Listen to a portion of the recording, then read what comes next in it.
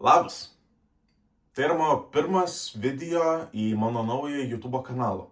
Darau jį ne dėl to, kad aš norėčiau kažką tai jums papasakoti, bet tai yra labiau dalykas man. Dalykas, nuo ko aš pradedu.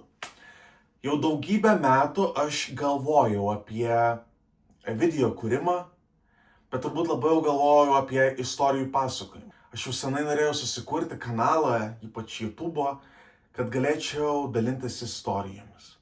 Ir tos istorijos buvo labai skirtingos, priklauso nuo mano pomėgių kiekvienais metais. 14 ar 13 metų aš tiesiog norėjau YouTube'ą susikurti, kad galėčiau Minecraft'ą žaisti ir pasakoti kažką ten su juo. Net negalvojau, kad užsidirbsiu ar kažką tokio panašaus. O dabar man yra 27 metai. Ir aš esu bedarbis. Bedarbis savo pasirinkimu. Daug metų dirbau šeimos versle. Ir galvojau, kad ten man vieta yra, bet nutiko gyvenimo įvykiai, kurie apvertė viską aukštyn kojomis. Tai yra labiau situacijos, kuriuose vos nemiriau. Ir po tų situacijų supratau, kad man netinka tas darbas ir aš norėjau kažkur tai kažką tai kitą veikti. Tai tada nusprendžiau išeiti iš darbo.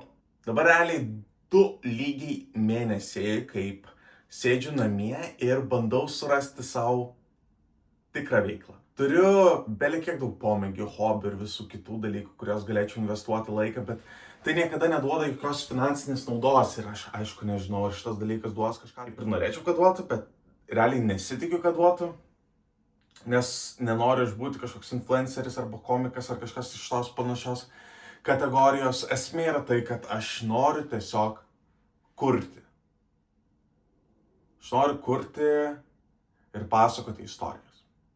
Mano pagrindinis hobis yra Dungeons and Dragons. Nežinau, ar žinote šitą dalyką, bet kas matėte Stranger Things, tai tie berniukai, kurie sėdi požemiuose, žaidžia žaidimą kažkokį ten su kauliukais ir figūrėlėmis. Tai va, šitą dalyką žaidžiu.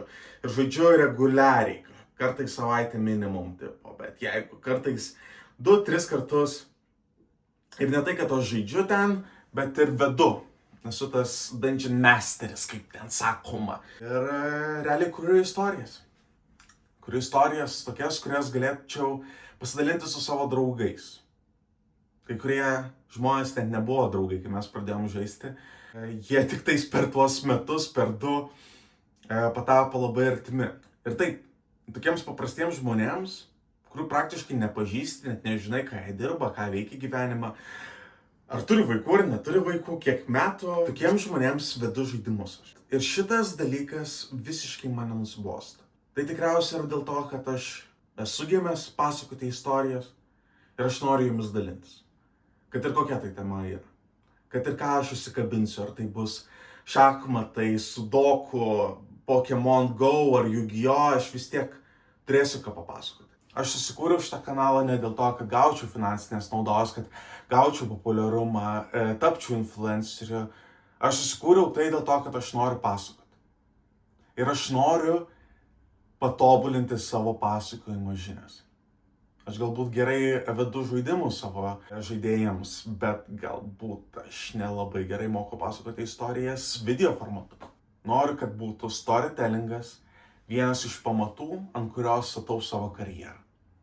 Aišku, darbo ieškosiu, tai milžiniška loterija, paskirti savo visą laisvą laiką šitai veiklai. Bet mano paskirtas laikas galės atnešti ne kažkokią finansinę naudą, bet moralinę naudą, kur aš tapsiu geresnis žmogus ir galėsiu priimti geresnius galbūt net sprendimus. Aš nesu tikras, kaip iš tikrųjų bus, tai dalinuosi ir tikiuosi, kad tu žiūrėsi. Jeigu pasitikė manimi ir tiki mano žodžiais, kad tai, kuo dalinsiuosi aš, tau yra aktualu, palik patiktuką ir jeigu gali, pasubscribink. Planuoju kiekvieną kas antrą penktadienį išleisti po filmuką. Nežinau kokį ilgą, nežinau apie ką, bet kiekviena tema bus kažkuo tai ypatinga. Aš tą jums privedu.